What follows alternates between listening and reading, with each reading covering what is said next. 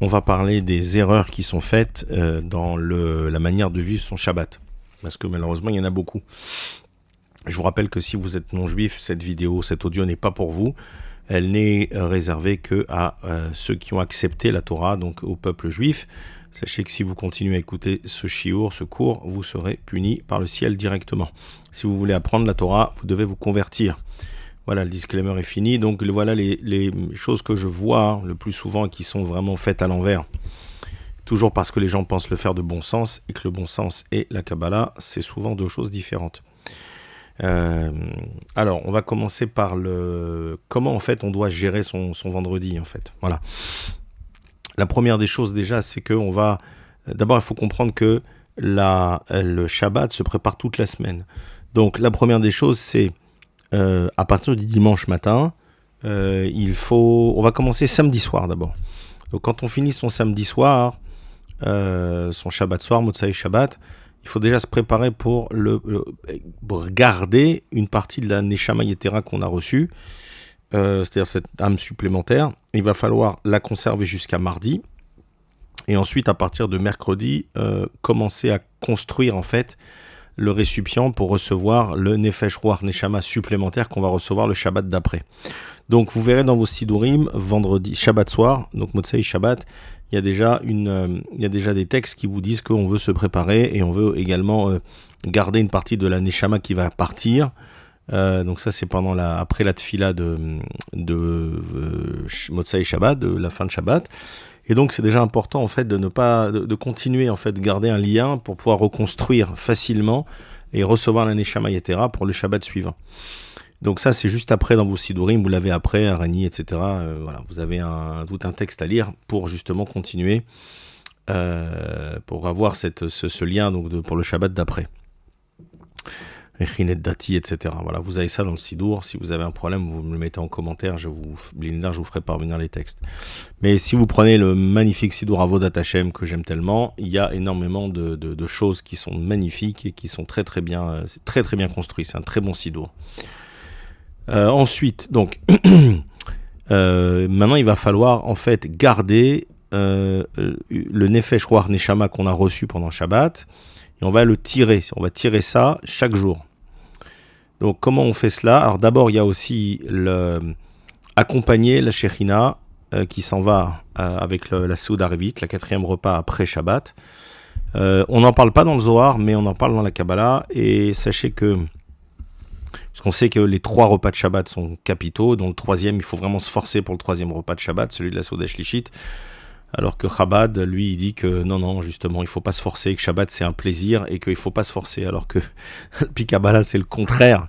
Comme d'habitude, celui-là, il raconte toujours évidemment le contraire de ce qu'il faut faire, justement pour qu'on ne fasse pas les mitzvot et qu'on aille directement au Gehinam. Donc, si vous suivez Lubavitch, vous êtes déjà dans de beaux pétrins. Le conseil de faire tchouva rapidement. Et ne me dites pas que je suis malade parce que c'est vous qui êtes malade. C'est vous qui êtes des armées à de ne pas comprendre, voilà, de ne pas étudier, de croire un imbécile. Un rachat, un satan qui amène tous les gens qui le suivent au Gehinam avec lui. Donc le nombre de choses cet imbécile raconte qui sont contre la Torah, c'est vraiment un marassé satan. Donc sachez que oui, la Seuda Shlishit, il faut se forcer et il faut manger avec du pain. Voilà, même si certains disent le contraire. Et c'est ça qui fait qu'il y a un trio, qu'il y a les 3 Seudot, c'est ça qui amène les 3 Sgulot.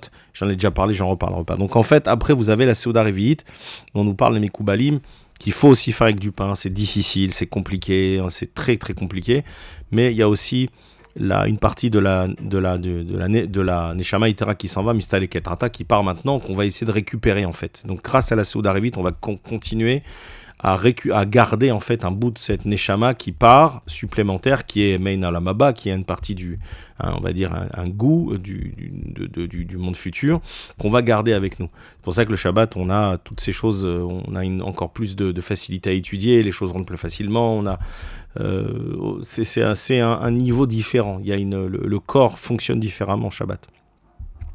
Donc, la Seuda Revit avec du pain, oui c'est dur, on a 4 heures pour la faire, il faut la faire le plus tôt possible, et la Havdalah aussi, il faut la faire le plus tôt possible, et non pas comme certaines histoires chassidiques qui sont encore une fois du sheker, du mensonge, où on vous raconte que certains chassides Ils ont poussé jusqu'à mardi. Qu'est-ce qu'ils sont? Quel chassid, jusqu'à mardi, il est resté dans Shabbat pour faire l'Havdalah. Sachez qu'Alpi Kabbalah, il faut faire l'Havdalah le plus vite possible. Il faut doubler. Il y a une à la synagogue et une à la maison. Parce qu'en fait, ça permet de bloquer la clipa qui sort du Théomaraba, qui sort là où ils sont enfermés pendant Shabbat. Et donc, là, ils veulent tout de suite, après Shabbat, sortir comme des chiens enragés qui ont été mis en cage. Et ils veulent faire des problèmes, on va dire ça comme ça. Et donc, en faisant l'Havdalah, on se protège. On a le Yoshev Beseter Elion, le Shira Pegaim, et ensuite, qui est dans la prière, dans le Harvit de Shabbat. Et ensuite, on a la Havdalah qui est très important. Et donc, il faut le faire le plus tôt possible pour empêcher justement les forces du mal de se mélanger, d'attaquer, de faire Elles sont très dangereuses le samedi soir. Remarquez que les attaques de l'Iran, si je dis pas de bêtises, en Israël, elles ont été par 2 fois faites Motsai Shabbat, à la fin de Shabbat. C'est un moment très dangereux pour nous, le Motsai Shabbat. Donc on se protège, Baruch Hashem, avec la Havdalah, et donc il faut le faire le plus vite possible, et pas comme les chassid chotés, ceux qui se prennent pour des grandes sadikim et des grands chassidim qui sont de la Klippa et du Erev Rav et qui vont genre pousser la Havdalah après. Alors c'est vrai que si on comprend pas la Torah, dire oh là là, il a poussé Shabbat jusqu'à mardi, quelle merveille, quel sadique. Non, c'est n'importe quoi, il y a un temps pour tout. Et justement, le temps, c'est le problème de la chassidoute. Mais je suis pas là pour parler du sheker, du mensonge, je suis là pour vous parler de l'organisation du Shabbat. Donc on a, très important, ces 2 premières choses. Ensuite, à partir de dimanche matin, il faut lire. Vous avez le Chok Israël. Donc le Chok Israël, pour ceux qui ne savent pas, c'est un découpage qu'a fait Rabbeinu Hari de Alpi Kabbalah, de la paracha de la semaine. Il y a aussi, je fais une parenthèse, il y a aussi Nevi'im, Ketuvim, il y a aussi Gemara, Mishnah, il y a aussi Zohar, et ça permet d'alimenter les 4 mondes de chaque personne, parce que chaque étude allait dans un monde séparé, donc ça permet d'alimenter les 4 mondes. Ils ont rajouté Halacha et Moussar, ce qui est très bien. Bon, après, ça devient problématique, mais c'est très important. Donc, si vous regardez, en fait, donc si vous n'avez pas un Chok Israël, je vous engage à en acheter un set. Chok Israël, je crois qu'il est même en français, et je crois qu'il est très cher, je crois, mais je crois que ça vaut la peine. Donc pour tous ceux qui ont du mal à lire l'hébreu, et je vous engage toujours comme je le dis, parce qu'on ne peut pas avancer en Torah si on ne lit pas l'hébreu, donc la première des choses c'est d'apprendre l'hébreu, voilà, et d'arrêter avec le français, jusqu'en tout cas garder le français ou l'anglais, ce que vous avez, jusqu'à ce que, la première étape c'est d'apprendre l'hébreu. On ne peut pas étudier la Torah en français ou en anglais, c'est mieux que rien, évidemment, mais c'est une mesure temporaire et provisoire jusqu'à ce qu'on apprenne. Donc il faut suer, transpirer, même si on a 75 ans, c'est pas le problème. Il faut arriver à étudier dans le texte en hébreu, et c'est pas si compliqué. Après quelques mois, les choses, elles avancent. Elles sont plus simples. Pareil pour le Zohar, etc. Bref, donc dans le Chok Israël, vous allez avoir chaque jour de la semaine, c'est-à-dire du dimanche pas vendredi, mais du dimanche au jeudi, soir en fait, vous allez avoir la paracha qui est découpée en tronçons. Et vous allez avoir, je donne pas trop de détails, et dans le Chok, vous allez avoir, chaque jour va correspondre en fait à une kavana spéciale du Shem Ben. Bon, ça c'est pas très compliqué, mais en fait, c'est un peu compliqué, mais en fait, chaque jour vous allez lire, alors une fois c'est 6 psukim, une fois c'est 4, une fois c'est etc. 5, donc c'est marqué dans le livre, de toute façon c'est découpé, et donc chaque jour vous allez lire un petit bout de la paracha. Voilà. Et en fait, il y a une kavana simple à avoir, c'est le premier jour, c'est le dimanche, vous allez lire vous allez lire les premiers psukim. Ça va être pour pouvoir garder la neshama qui était de Shabbat précédent. En fait, je résume parce que c'est un peu compliqué. Donc par exemple, le dimanche, en fait, il faut avoir la kavana de garder la lumière du morceau de Neshama du Shabbat qui est passé. Donc on a Neshama, Ruach, Nefesh, d'accord, ou Nefesh, Ruach, Neshama. Là, on va aller en décroissance. Neshama, c'est le niveau le plus élevé. Donc le dimanche, quand vous allez lire les 6 versets du dimanche, de la paracha qui va venir, donc vous devez avoir la kavana de garder la lumière de la Neshama que vous avez reçue pendant Shabbat. Et donc ça sera les 6 versets c'est ce qu'on a dit, de la paracha à venir. Donc, et c'est pourquoi 6, parce qu'il y a un nom de Dieu qui est un des noms Havaya, qui est en déclinaison, ce qu'on appelle un milouï, peu importe. Et ce milouï, c'est le milouï qui fait 52, qui fait le Shem Ben. Et quand on prend le Yud, si vous comprenez pas, c'est pas grave. Si on prend le Yud de Yud Kevavke, le Yud, on va le développer, ça va faire Yud Vav Dalet.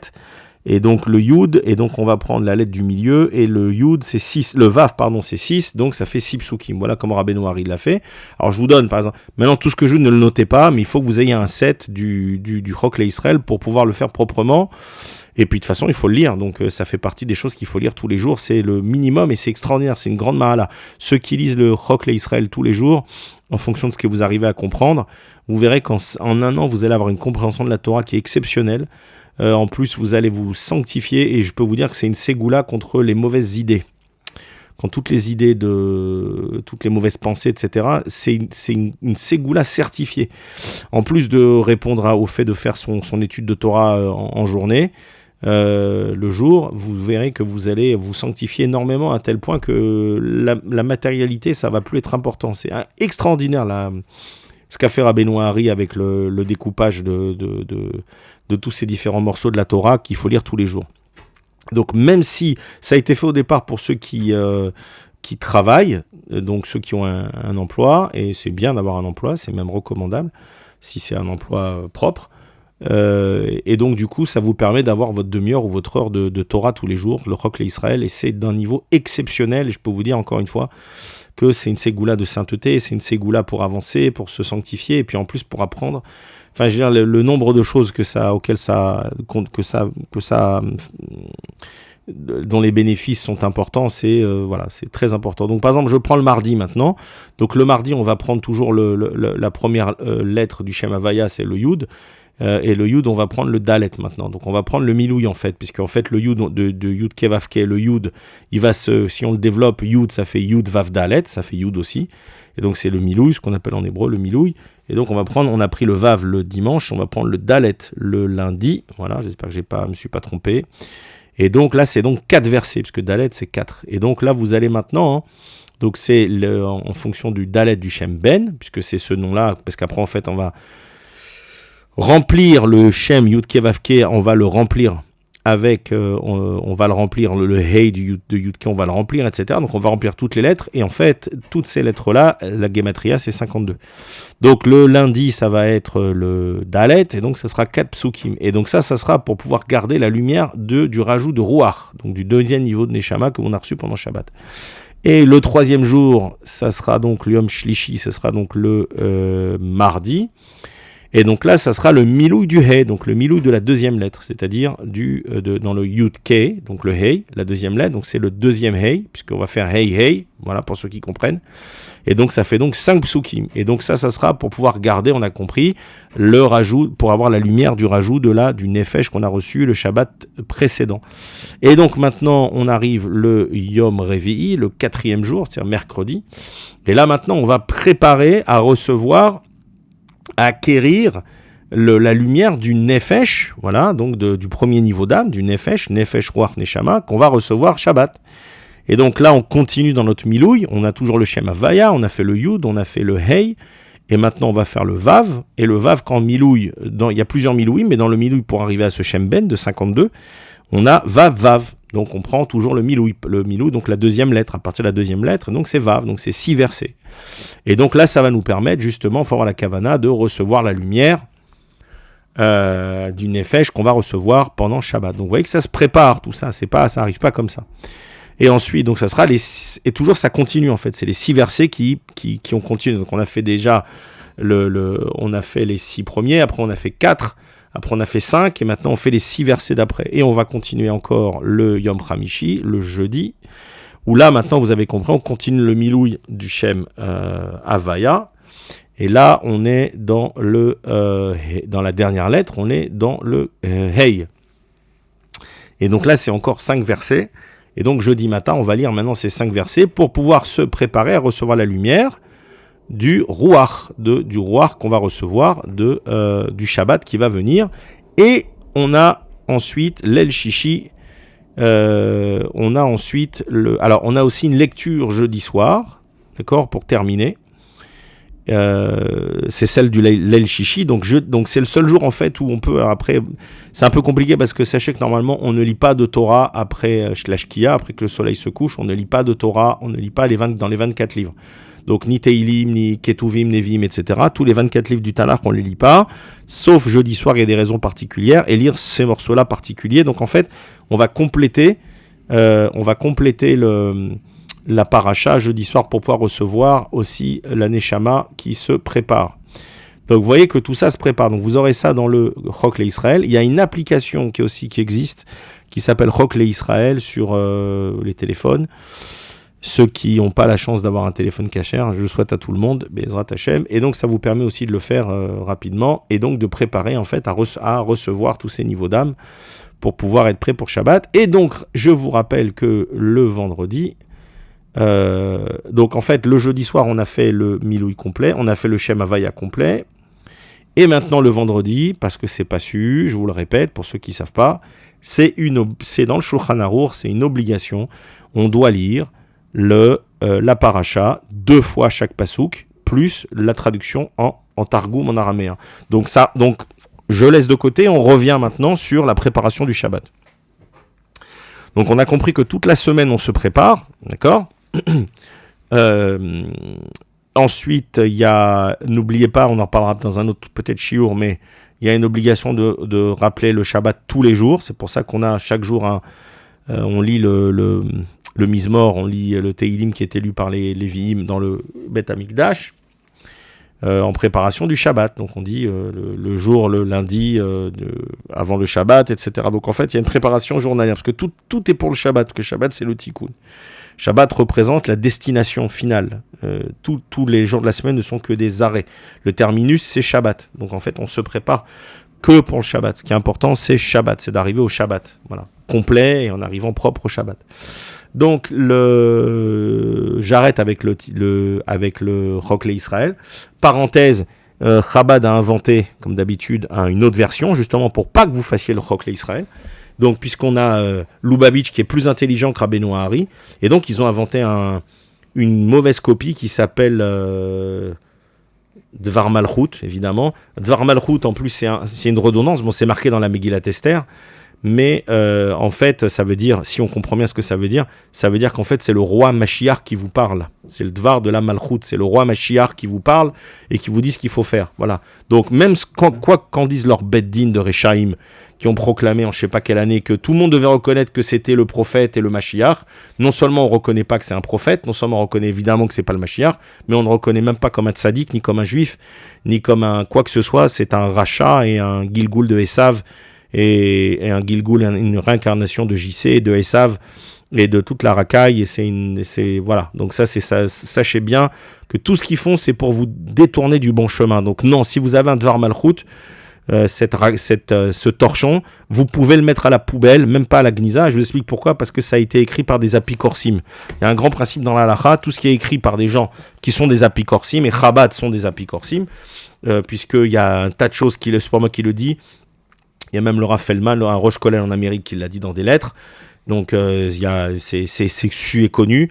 Il suffit de se dévier un petit peu de la halakha dans certains domaines et on devient un apikoros. Tout ce qui est écrit, des tfilin, mezuzot, sefer Torah écrit par un apikoros, poubelle. Il n'y a aucune kdusha dedans. La kdusha, elle est faite par celui qui l'a écrite, et après ensuite pour un livre imprimé, c'est une fois qu'on a lu dedans. Donc une fois qu'on a commencé un juif normal, pas un apikoros, a lu dedans, il y a une kedusha dans le livre, il y a une sainteté. Donc si vous avez des Dvar Malchut, la direction, c'est poubelle.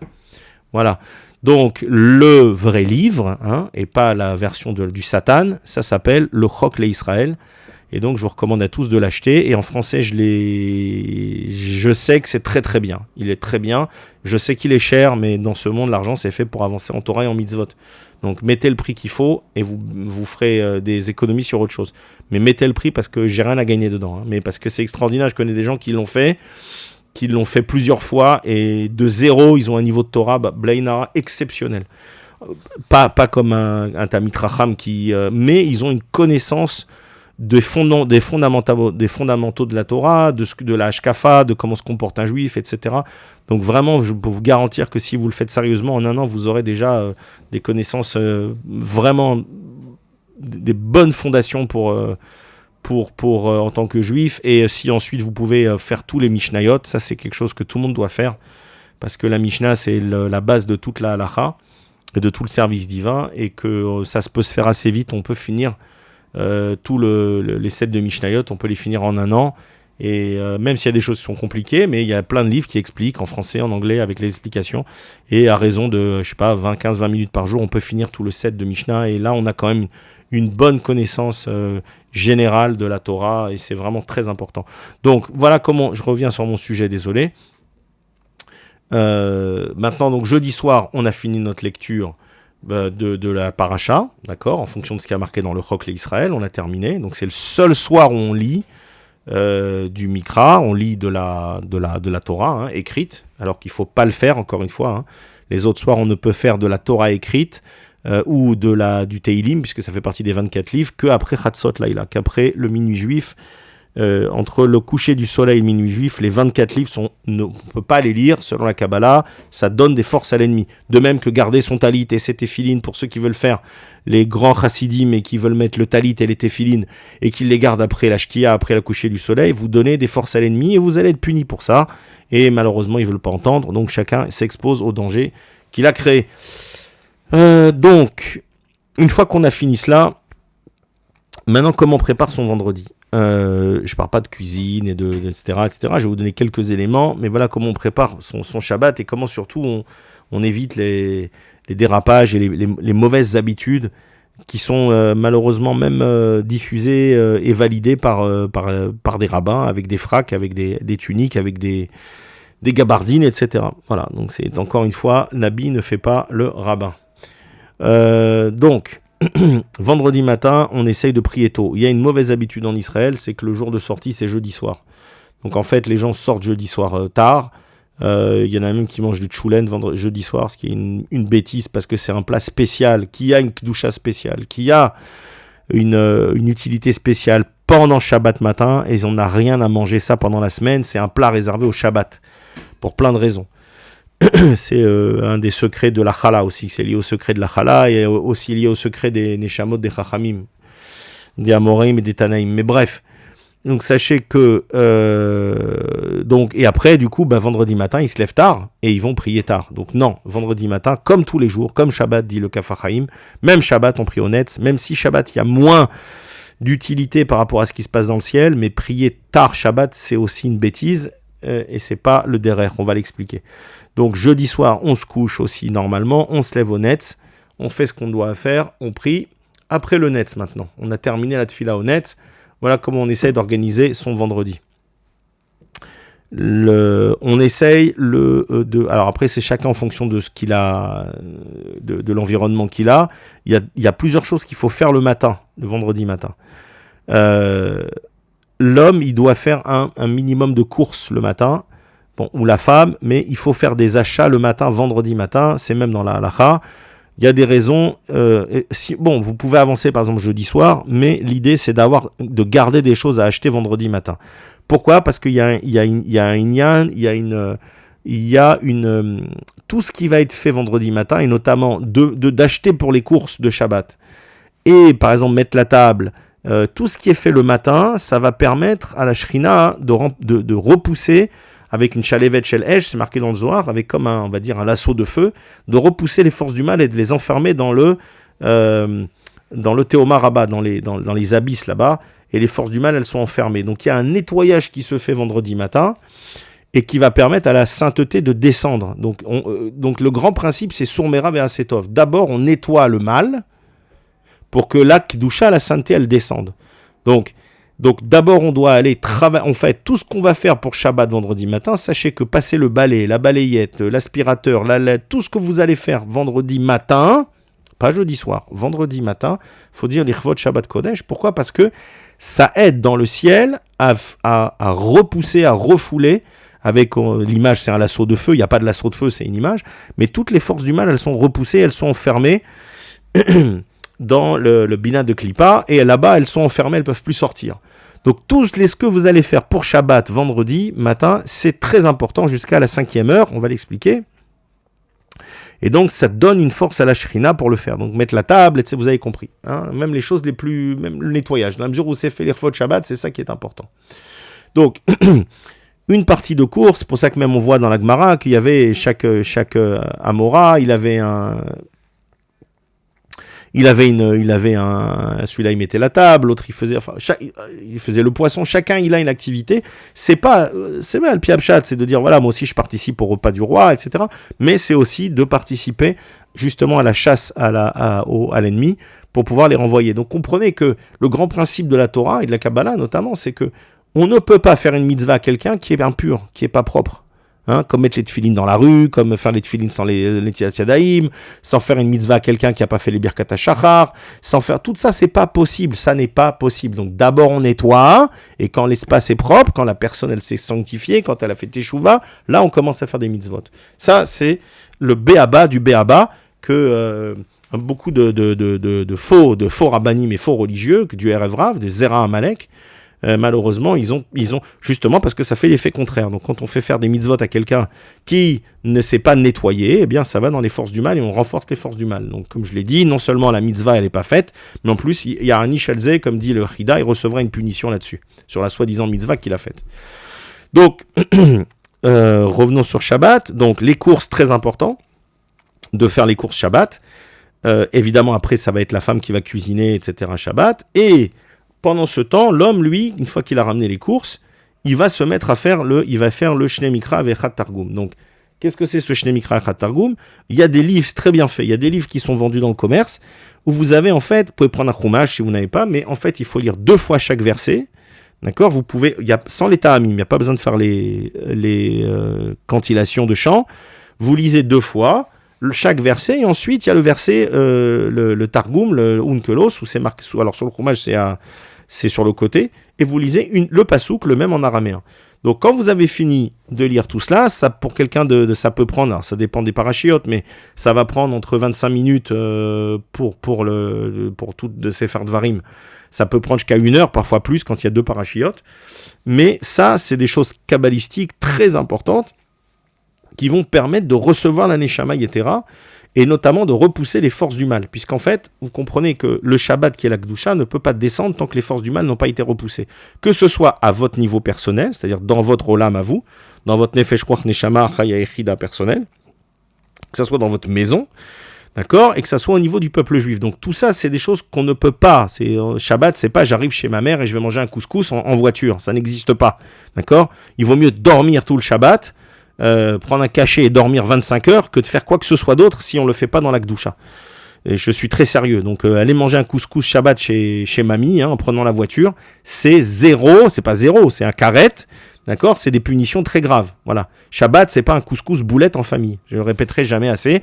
Et c'est pas des blagues d'acteurs et de machin. Shabbat, c'est un niveau de sainteté inégalé. Donc ceux qui rigolent avec Shabbat, ils rigoleront plus tard. Ils rigoleront avec eux après plus tard. Donc, l'homme, il doit faire ce Shnei Mikra Echat Targum. Il y a également donc il y a des livres qui sont prévus où c'est déjà morcelé, c'est-à-dire vous avez déjà 2 versets plus le Targum après l'araméen. Le Targum, on essaye de pas le chanter, parce que souvent on a tendance à avoir une petite musique parce que c'est un peu lassant ou sinon. Donc on essaye un peu de chanter. Essayez de pas chanter le Targum. L'araméen, c'est vraiment il y a des secrets. Il y a les 2 langues vraiment qui sont importantes dans le ciel, c'est évidemment le Lashon HaKodesh, l'hébreu et l'araméen, parce que l'araméen repousse les forces du mal. Donc le Targum, on essaye de pas le chanter. Si vous chantez, bon, c'est pas la fin du monde, mais on essaye de pas le chanter. Regardez dans les livres qui sont déjà publiés, il y en a un paquet. Essayez de choisir un livre dans lequel vous avez un Leshem Yehoud avant. Il y a des tfilotes avant de faire le Shnei Mikra et Targum. Donc de Shnei Mikra, c'est 2 fois le Mikra, 2 fois la paracha, et le Targum plus 1 fois le pasouk du Targum. Voilà, c'est ça que ça veut dire. Donc, essayez de prendre, il y a certaines éditions qui sont très bien faites, et ensuite, vous verrez que quand vous avez fini votre Shnei Mikra, alors, il faut, ça je vous dis, prenez déjà des versions déjà existantes qui sont déjà compilées, parce que c'est plus simple. Il faut relire le dernier verset 2 fois sans le Targum, Donc le dernier verset, vous le relisez encore 2 fois le pasouk, sans le targoum, sans l'araméen. Et après, on va lire les 3 premiers versets de la paracha d'après pour créer une continuité, mais juste les 3 premiers versets sans le targoum. Voilà, donc une seule fois. Donc après, on lit les 3 premiers versets. Et ensuite, vous verrez qu'on a un Mizmor Shir Yom HaShabbat, etc. C'est-à-dire qu'en fait, une fois, même s'il est 9h du matin à Shabbat, alors qu'on sait que le Shabbat ne commence à descendre qu'à la 5e heure, donc vendredi, la sainteté du Shabbat ne descend qu'à la 5e heure, mais comme nous l'explique la Kabbalah et Rabbeinu Hari, à partir du moment où quelqu'un a fait les Shnei Mikra et Chat Targum, donc il a fini cette paracha, la paracha de la semaine, à ce moment-là, on peut déjà faire, il va recevoir déjà la sainteté du Shabbat qui commence à descendre sur lui. D'accord ? Alors que normalement, elle descend automatiquement après Chatzot. D'accord ? Après la 5e heure et après Chatzot. Donc, déjà, la personne, elle a commencé à se préparer, à se sanctifier pour Shabbat. Et c'est pour ça qu'on a Mizmor Shir Yom HaShabbat, c'est-à-dire qu'en fait, il y a déjà une première préparation. Donc, et c'est ça qui est extraordinaire, c'est qu'on fait, en fait, c'est un peu comme quelqu'un qui va avoir accès au monde futur un peu plus tôt que les autres. Vous voyez ? Parce qu'il s'est déjà préparé plus tôt. On ne peut pas le faire jeudi ou mercredi, ça doit être fait vendredi, il y a des raisons, etc. Bref. Donc, c'est aussi le secret de ceux qui sont enterrés vendredi matin, ça pour ceux qui comprennent. Il y a le Chibut HaKever, il y a des choses extraordinaires. Je ne peux pas en parler, mais sachez que si vous avez des gens dans votre famille, je souhaite à personne, allez-nous, mais s'il y a des gens qui ont été enterrés un vendredi matin après la 5e heure, c'est des grandes choses. Voilà. Donc, à partir du moment où on a fait le Shnei Mikra, on peut aller au mikvé pour recevoir la Neshama Yetera du Shabbat. Même s'il est 9h du matin, alors que normalement on doit attendre Chatzot, on doit attendre le midi juif. Donc même si on n'a pas fait les Shnei Mikra, il faut attendre Chatzot pour aller au mikvé, pour commencer à se préparer à recevoir la Neshama Yetera pour Shabbat. Et si vous avez fait les Shnei Mikra et Chat Targum, dès que vous avez terminé, vous pouvez aller au mikvé. Voilà, ce qui est pratique en plus pour des raisons simples, c'est que en général, à partir de 10h du matin jusqu'à Chatzot, le mikvé est vide, et donc ça va pas être le rush, vous n'allez pas vous retrouver en sardine avec un tas de gens dans le mikvé. Et ça, c'est vraiment appréciable parce que c'est un gros problème de tsniout, les gens ne comprennent pas, ils ont beau avoir des péotes, etc., ils se comportent mal dans le mikvé, et ils n'ont pas tout le monde se promène sans tsniout dans le mikvé, et il y a un problème d'achrizat achitsonim, il y a les forces du mal qui attrapent le corps, mais parce qu'ils comprennent rien du tout. Voilà, donc c'est pas parce qu'on est dans un mikvé qu'on a le droit de se promener nu. La nudité, c'est pas uniquement vis-à-vis des autres, d'accord, même si c'est aussi vis-à-vis des autres, c'est aussi que le corps, il a besoin d'un habit. Le corps a besoin d'un habit parce que ce corps-là, sans habit, il est attaqué par les forces du mal et elles viennent récupérer du shefa, de la lumière de ce corps. Donc c'est pour ça qu'il faut le couvrir et on n'a pas le droit de se promener, même un homme nu dans un mikvé comme ça et marcher des douches. On n'a pas le droit. Voilà. On n'a pas le droit, même si 90% des gens malheureusement qui le font, ça pose un tas de problèmes. Ensuite, on n'a pas le droit de voir la bride des autres personnes. Donc c'est le nombre de problèmes que ça cause et de transgressions, c'est malheureusement incalculable. Donc quand vous allez au mikvé, vous devez aller au mikvé vendredi notamment. Faites attention donc à vous dévêtir le moins possible. Donc vraiment, c'est des conseils simples, mais c'est important, pratique. Donc se déshabiller avec une serviette. Aller dans la douche, enlever la serviette au dernier moment, remettre la serviette tout de suite après la douche, aller au mikvé avec votre serviette, ne pas se promener nu, d'accord ? Ça n'est pas normal, ça n'est pas autorisé. En plus, l'ifnei ivel ortiten mirchol, parce qu'il y a des gens qui vont voir votre nudité, et c'est pas normal, c'est pas autorisé non plus, c'est pas bien. Et d'aller directement donc enlever la serviette au dernier moment, aller se tremper, et sortir, remettre la serviette, etc. Donc vous avez compris le schéma, la schématique. Donc le mikvé, voilà. Donc après, oui, alors j'intercale parce qu'il y a une chose dont j'ai pas parlé, c'est on va en parler après. Donc une fois qu'on a fait le mikvé, vous avez compris, soit avant Chatzot, si vous avez fait le Shnei Mikra et Chat Targum, ce qui est recommandé, de le faire avant Chatzot, voilà. Soit après Chatzot, si vous l'avez fait après, vous n'avez pas eu le temps. Mais dans tous les cas, voilà, le mikvé. Dans le mikvé, il y a pas mal de kavanot. Alors, il y a beaucoup de versions en fonction de qui vous allez prendre. Moi, par exemple, je suis le Ben Ishraï, il me semble, hein, j'ai oublié, mais je suis cette version depuis longtemps, où en fait, la première des choses, quand on se trempe dans le mikvé vendredi, c'est d'abord d'enlever la zoa matanachash, c'est-à-dire même si on ne peut pas vraiment l'enlever, mais d'enlever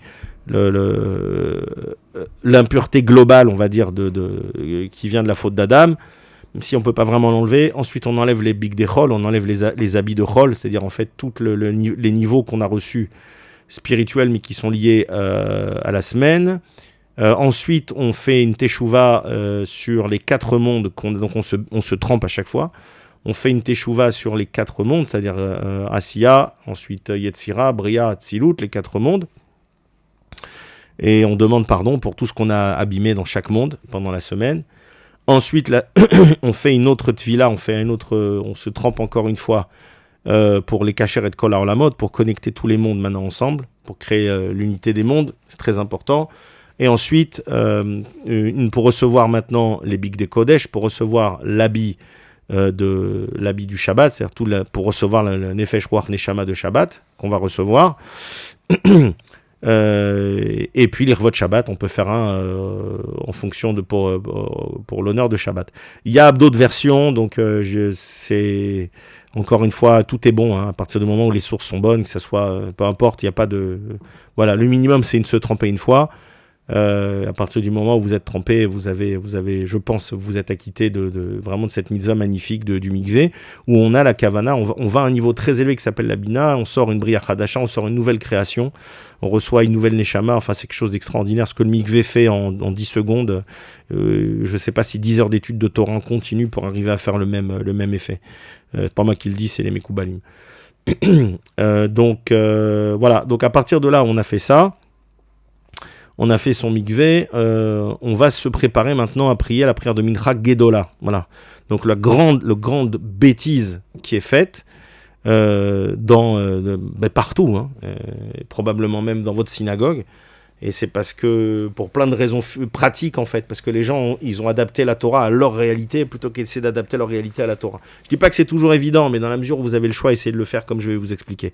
Donc là, on va faire Mincha Gdola vendredi. Donc toute la semaine, c'est pas recommandé de faire le premier Mincha. C'est-à-dire que, comment c'est calculé? C'est à partir du moment où il y a Chatzot Yom, donc à partir du mi-journée. On rajoute 30 minutes pour plein de raisons, c'est pas que des raisons de sécurité. À partir on peut prier Mincha Gdola. Donc pendant la semaine, on peut prier Mincha Gdola, mais selon la Kabbalah, on prie pas Mincha Gdola. On va prier plutôt proche de la Shkia, plutôt du coucher du soleil. Ça s'appelle Mincha Ktana. Voilà, donc c'est à éviter pendant la semaine, c'est pas interdit, dans toutes les yeshivot ils le font, bon, c'est pas la meilleure des choses.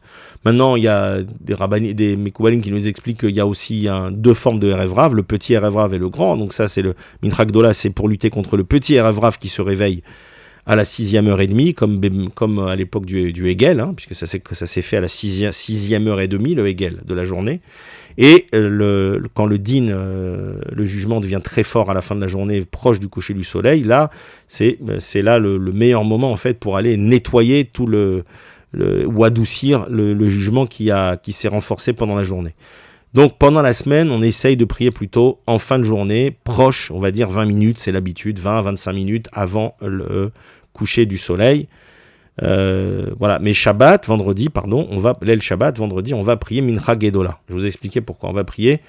Donc le plus tôt possible, donc ça dépend des horaires, etc. On va dire vers 12h30, 1h30, ça dépend des horaires, de l'endroit où vous êtes, etc. Donc on va dire en général 1h30, 30 minutes après, dès 30 minutes à partir de Chatzot Yom. Et pourquoi on fait cela? Parce que on va avoir besoin en fait d'accueillir Shabbat plus tôt. Voilà, et ça c'est très important. Alors le bon minhag, la bonne coutume qui est malheureusement pas faite ou pas bien faite, c'est de faire la Tarat Nedarim le vendredi à Mincha. Alors c'est quoi Tarat Nedarim? C'est le Rachach qui nous a amené ça, un très grand Mekoubal, et qui explique qu'il y a plusieurs conditions qui sont requises pour pouvoir recevoir la Neshama Yetera, cette Neshama supplémentaire à Shabbat. Et il y a le mikvé, on l'a dit, il y a la préparation qu'on a fait pendant la semaine, et il y a le fait d'annuler tous les vœux qu'on a pris dans la semaine, qu'on n'a pas pu respecter. Pas volontairement, bien sûr, mais les choses qu'on a fait involontairement. Pourquoi? Parce qu'en fait, un vœu, ça bloque. C'est-à-dire que tant qu'un vœu qui n'a pas été... d'ailleurs, on le fait avant Rosh Hashanah, il y en a qui font 40 jours, etc. Mais sachez que les tfilotes, il y a une notion de mise à l'écart pour quelqu'un qui fait des vœux qu'il n'a pas accompli. Donc, Donc c'est pour ça qu'on fait ça à Kippour, c'est pour ça qu'on fait à Rosh Hashanah, puisqu'en fait, avant de pouvoir prier, il faut déjà se nettoyer de tout cela. C'est des choses kabbalistiques aussi. Et une fois qu'on a fait ça, à ce moment-là, on a enlevé les choses qui nous bloquent, et donc on va pouvoir maintenant si on était mis à l'écart, etc., on va pouvoir maintenant se connecter vraiment et être un kéli, un récipient, et mettre, c'est-à-dire que notre filote, elle puisse descendre, et en même temps que nous-mêmes, on puisse recevoir. Donc, on va faire la Tarat Nedarim, l'annulation des vœux. C'est une version courte de ce qu'on fait à Rosh Hashanah et à Kippour. Malheureusement, c'est très peu dans les Sidurim. Donc, il faut aller chercher, ça. Il y a sur Internet, vous allez le trouver, ou dans certains livres. Et ensuite, ça, c'est une grande mitzvah. Ceux qui peuvent, vous faites des photocopies, vous donnez ça, vous les plastifiez et vous les distribuez à Mincha. Vendredi Mincha. Mincha Gedola, d'accord, parce que le problème c'est justement ça, c'est pas quand c'est trop proche de Shabbat, et vous allez distribuer cela aux gens pour justement leur permettre de faire l'annulation de leurs vœux et donc de pouvoir recevoir la Neshama Yetera. Donc le Rashash il nous dit que si on ne le fait pas de Neshama Yetera, il n'y a pas cette Neshama supplémentaire, et tout le but c'est de recevoir la Neshama Yetera, et deuxièmement que d'être sous ou sur les ailes de la Shekhinah et de recevoir cette double protection de la Neshama Yetera qui nous protège et qui nous donne un avant-goût du Olam Haba, et également d'avoir la protection de la Shekhinah. C'est pour ça qu'entre parenthèses, il ne peut rien arriver à un juif religieux, Shabbat, qui s'est bien préparé, ni attentat, ni bombe, ni missile, ni quoi que ce soit. Ça n'est pas possible. Voilà. Ça n'est pas possible. Juste, c'est ce que nous dit le Zohar Kadosh, donc ça n'est pas possible. Donc si vous faites bien Shabbat, vous êtes bien préparé, vous n'avez rien à craindre de personne. Les forces du mal ne peuvent même pas vous approcher. Et vous avez une double protection, comme je l'ai expliqué. Alors comment on fait la Tarat Nedarim? C'est simple. On prend 3 personnes, 10 si on peut, c'est encore mieux, et on les met des Tamidei Chachamim de préférence. Ça fait beaucoup de conditions. Et puis ils vont être le jury, ils vont être le Bet Din. Et donc on va faire devant eux l'annulation des vœux. D'accord, donc il y a un petit texte à lire. Ensuite, eux, ils vont dire, voilà, tout ça, c'est annulé. Il y a également les clalotes, les malédictions, etc. Donc, ça permet vraiment de se nettoyer avant Shabbat. Et en fait, tout ce que va prendre en bas le Bet Din d'en bas, le tribunal d'en bas, ça va être également validé en haut. Donc, on va arriver propre pour Shabbat. Et ensuite, on intervertit. Les 3 ou les 10 vont devenir, l'audience. Et ensuite, on va nous devenir Bet Din pour pouvoir également les exonérer ou valider la Tarat Nedarim. C'est très important de le faire. C'est malheureusement très peu fait. Ou alors, quand c'est fait vendredi matin. C'est pas l'idéal. C'est mieux que rien. C'est pas l'idéal. Il y en a même qui font jeudi soir. Alors là, je sais pas. Parce que le problème, c'est est-ce qu'entre-temps, ils n'ont pas fait des vœux? Vous voyez ce que je veux dire? Le problème, c'est que si vous refaites des vœux derrière et que vous ne les tenez pas, vous retournez dans la même solution, dans la même problématique. Donc c'est ça qu'on le fait le plus proche du Shabbat pour justement avoir le moins de... Et par contre, ça c'est une parenthèse, toujours blinéder. Toujours, surtout ça c'est une habitude, il faut dire sans arrêt. Vous blonéder sans faire de vœux. Et si vous êtes même avec des non-juifs, parce que c'est valable les vœux, parce que chaque mot qu'on dit, ça nous engage, ça crée un ange. Si on ne se tient pas, après l'ange il vient nous accuser, on peut chasvé shalom, ça cause plein de problèmes. Donc même avec des non-juifs, vous pouvez dire sans faire de promesses, je te fais pas de promesses, bien sûr demain rendez-vous, mais sans promesse, si je peux, ou j'essaierai d'être là demain, mais jamais être affirmatif dans les choses qu'on dit, parce que ça peut créer justement de ce genre de situation. Voilà, donc on a fait la Tarat Nedarim, maintenant on a l'après-midi du vendredi. Je vous rappelle que selon la halakha, on doit faire aucune mlacha à partir de Chatzot, c'est-à-dire à partir du midi juif. Vendredi, il est interdit de faire des choses qui n'ont pas de rapport avec le Shabbat. Si vous avez besoin de réparer un mur pour Shabbat, pour que ça soit bien, ou une porte, il n'y a aucun problème. Vous pouvez utiliser marteau piqueur, tout ce que vous voulez. Si c'est pour Shabbat, il n'y a aucun problème. Si c'est pas pour Shabbat, tout ce qui est lié au business, tout ce qui est lié aux travaux, au mlachot, c'est en fait toutes les melachot qu'on ne peut pas faire pendant Shabbat. Si elles ne sont pas pour Shabbat, on ne peut pas les faire non plus vendredi après-midi. Si je ne fais pas un cours de halakha, allez voir votre Rav, mais je vous donne quelques éléments de base. Ensuite, voilà l'idée, c'est que pourquoi on a fait Mincha Gedola, c'est justement parce qu'il y a un énorme concept qui s'appelle Tosefet Chol à la Kodesh. C'est-à-dire que il y a une notion qu'il y a un endroit qui s'appelle, la Klipat Noga. Il y a un layer, il y a au bout des mondes de la sainteté, il y a une espèce de no man's land. Il y a une espèce d'endroit où en fait tout le tikkun qu'on fait, la réparation de ce monde, elle est globalement dans cet endroit-là. Et là-dedans, il y a du bien et du mal. C'est aussi un des secrets du Etz Hadat Tovara, de l'arbre de bien et du mal, même s'il est dans plusieurs endroits. Mais il y a cet endroit-là qui est entre les forces du mal et les forces du bien, dans lequel il y a du bien et du mal mélangés. Et le travail qu'on fait, en partie, c'est d'aller récupérer des étincelles qui sont dans cette Klipat Nogad, ils sont dans cette Klipa intermédiaire, et de les ramener dans la sainteté. Et en fait, le secret... c'est pour ça qu'à Jérusalem, par exemple, la coutume, c'est de faire rentrer Shabbat 40 minutes avant, et non pas 18 minutes avant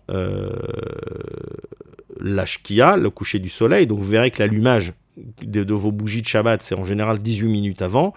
Mais en fait, il faut faire 40 minutes avant, même si vous n'êtes pas à Jérusalem. Pourquoi ? Parce que là, on va rajouter du laïque sur la sainteté, sur le Kodesh. Qu'est-ce que ça veut dire ? Ça veut dire qu'en fait, on va aller récupérer plein d'âmes qui sont bloquées dans ces forces du mal, et on va les réintégrer maintenant dans la sainteté avant Shabbat. Donc en fait, on a fait un nettoyage colossal. On a été en fait, on va prendre un mauvais exemple, mais c'est comme si on va aller maintenant sauver des otages qui sont bloqués, qui sont emprisonnés, et on va faire une opération de sauvetage des otages, d'accord ? Mais on ne peut la faire en fait techniquement que, on va dire, dans les 40 minutes avant le coucher du soleil. Donc c'est quelque chose de très... et qui est d'ailleurs lié à la Géoula, c'est lié à la délivrance finale. C'est-à-dire qu'en fait, il y a une correspondance. Il est très probable que ceux qui vont faire ça tous les Shabbats, de faire... Alors on fait déjà 18 minutes, c'est le minimum, d'accord ? Pour plein d'autres raisons, mais c'est aussi une Tosefet, c'est aussi un rajout du laïque dans la sainteté. Mais si on fait 40 minutes, c'est magnifique. Et donc là, on arrive vraiment à sauver un maximum d'étincelles de sainteté qui sont dans cette clipa de Noga et de les ramener dans la sainteté. Donc ça, c'est quelque chose... Donc en fait, on fait rentrer Shabbat 40 minutes plus tôt. Il y a aussi un texte, il y a un Leshem Yehoud. Je vous conseille, tous ceux, il y a la Shon Chachamim, il y a le livre du Ben Ishraï qui justement a plein de textes kabbalistiques de préparation à toutes ces mitzvot. Quasiment, toutes les mitzvot sont quasiment préparées. Et donc, ça permet justement de le faire avec des Kabbalot qu'on n'a pas. Et d'ailleurs, pour ceux qui commencent un peu en Kabbalah, vous verrez que si vous lisez les Leshem Yehoud du Ben Ishraï, ben vous allez comprendre en fait beaucoup de mitzvot, parce qu'il explique vraiment selon la Kabbalah ce qui se passe. Bon, il faut des notions, mais il donne pas mal de choses. Donc, on va faire rentrer maintenant, donc, on va prendre le bien qui est dans le Noga et on va le faire rentrer dans la Kedusha. Donc c'est une opération de sauvetage. Et c'est une grande mitzvah. Et c'est aussi de ça va dépendre, je pense, va dépendre la Géoula. C'est-à-dire, est-ce qu'on va, chas v'shalom, être libéré juste à l'entrée du 6e de l'an 6000, ou est-ce qu'on va être libéré plus tôt, puisque là on est en 5785, et donc il semblerait que ça soit lié l'un et l'autre. C'est-à-dire, plus on fait rentrer Shabbat tôt, mais il y a des limites, donc 40 minutes on va dire que c'est le bon temps, alors on a, Bezrat Hashem, on a une bonne propension à également être libéré plus tôt que le temps que le 6e millénaire arrive, donc que la fin du 6e millénaire. Donc c'est aussi lié aux choses. Voilà, ça c'est un grand secret. Et donc le problème, pourquoi maintenant je reviens au problème, c'est que dans les synagogues, et malheureusement c'est le cas de quasiment toutes les synagogues, même chez des... Bref, c'est qu'on va vous faire maintenant quasiment mincha de vendredi soir à l'heure quasiment à la shkia, c'est-à-dire on va dire, allez, un quart d'heure, 20 minutes, 25 minutes avant la shkia. Donc le problème, c'est que quand vous aurez fini mincha, parce que ça sera encore vendredi, c'est encore pas Shabbat, au moment où vous allez faire votre Kabbalah de Shabbat sera déjà rentré. Et donc, non seulement vous n'avez pas vraiment fait votre Tosefet vous n'avez pas rajouté votre Chol dans le Kodesh, puisque vous étiez dans le Chol jusqu'au dernier moment, puisque vous n'allez prendre Shabbat que quand vous allez faire le Boikala, ou le Mizmor Shir Yom HaShabbat. Ça dépend, moi après il y a une... Mais normalement c'est Boikala, c'est-à-dire qu'à la fin de l'Echadodi. Donc si vous allez avoir... Donc, en fait ce qui va se passer, c'est que non seulement vous n'allez pas faire rentrer Shabbat plus tôt, mais Shabbat va rentrer avant que vous l'ayez pris. Donc quand vous allez vous retourner, que vous allez faire Boikala, où là vous allez recevoir le Nefesh supplémentaire, Shabbat est déjà rentré et la Kala elle est déjà là. Donc en fait vous êtes déjà en retard. Donc non seulement vous avez tout raté, mais en plus il y a un manque de kavod. il y a un manque de respect vis-à-vis de la mariée, c'est-à-dire vis-à-vis de la Shekhinah, vis-à-vis du Shabbat. Et donc, en fait, vous avez tout raté. Voilà, on a tout raté. Donc cette coutume catastrophique et désastreuse qui est malheureusement le cas, pourtant mon rabbin il m'a pas dit oui ton rabbin il a un problème, voilà, il va vous dire oui mais on peut pas parce que les gens ils viennent pas, parce que c'est trop, parce que c'est ceci. Bon, c'est pour ça que dans ce cas, alors je vais expliquer comment on fait dans ce cas-là. Encore une fois, on ne doit pas faire les horaires de la tfila en fonction de ce qui arrange les gens. On fait les horaires de la tfila en fonction de ce qui arrange le ciel, d'accord? Et les gens doivent venir. Et s'ils viennent pas, ils viennent pas. C'est pas le problème. On n'est pas là pour accommoder le public. On est là pour que le public, les serviteurs d'Hachem, ils doivent s'accommoder. L'entreprise, les Havdil, une entreprise, elle a des horaires, d'accord? Et c'est aux employés de se plier aux horaires de l'entreprise. C'est pas le contraire. Hein. Sinon, ça serait donc il y a aucune raison qu'on ne le fasse pas dans le monde des affaires, mais par contre dans le monde de la Torah, hein, on fait le contraire parce que ça nous arrange pas. Donc ça, c'est un gros problème, puisqu'on est dans la avodat Hashem. Notre vrai travail, c'est la Torah, c'est pas le business. Donc, si malheureusement vous n'avez pas dans votre synagogue, elle n'a pas cette option de prier plus tôt, c'est-à-dire de faire Mincha Gedola plus tôt, alors vous devez trouver une option pour prier Mincha en Tzibour plus tôt, d'accord? C'est-à-dire avec un minyan. Et ensuite, ce que vous faites, c'est que au moment où vous allez, en fait, vos 40 minutes avant l'entrée du Shabbat, quand les gens vont aller se diriger vers la synagogue pour aller faire Mincha, vous aurez déjà fait Mincha, voilà. Et vous, maintenant, vous allez prendre Shabbat sur vous depuis, alors idéalement, la maison ou en sortant, d'accord, comme font les Mekoubalim, et vous allez prendre Shabbat sur vous, je vous explique, et ensuite vous allez aller à la synagogue après pour joindre l'office à partir de Barichou, ou un peu avant si vous êtes avant. Donc en fait, comment on fait? Donc vous avez fait Mincha Gedola, ok, vous avez été au Mikvé, vous avez fait la Tarat Nedarim, voilà. Ensuite, on s'est préparé l'après-midi du Shabbat, comme tout le monde, on court, hein, puisque ça ressemble un peu à la préparation au monde futur. Hein, celui qui a Mishétarar BRF Shabbat, Yochal Be Shabbat. Donc, il y a toute cette préparation-là qui ressemble à la préparation pour le Olam Haba. Ensuite, 40 minutes avant, après, la femme, elle peut allumer normalement, il n'y a pas de problème. C'est encore mieux si votre femme, elle allume même 40 minutes avant. D'accord. Après, il y a Ashkenaz Farad, est-ce qu'elle prend Shabbat à quel moment? Je ne rentre pas dans la halakha au moment de l'allumage, après l'allumage, ça, chez chacun, en fonction de ce qui va suivre comme posek. Mais vous, en tant qu'homme, ce que vous allez faire, c'est que vous allez 40 minutes avant, si vous pouvez sortir dans la rue, s'il y a un champ, alors après, c'est pas évident, mais vous allez dire, on va aller dans le sadé, dans le champ, il y a une phrase qui est marquée avant d'être adodi, pour aller accueillir la Kala. Et donc là, maintenant, vous allez vraiment accueillir le Shabbat, qui est la reine, la Kala, la mariée, qui est la Shekhinah, avant que Shabbat ne rentre. Et c'est ça la grandeur de la chose. Et il y a même les Shem Yichud pour dire, voilà, je prends maintenant sur moi la mitzvah du Tosefet Shabbat, du rajout de Shabbat, etc., etc. Donc maintenant, vous prenez Shabbat. Et vous allez faire votre Kabbalah de Shabbat. Les Mekoubalim, ils font pas les Chuner Hanena, etc. Ils font pas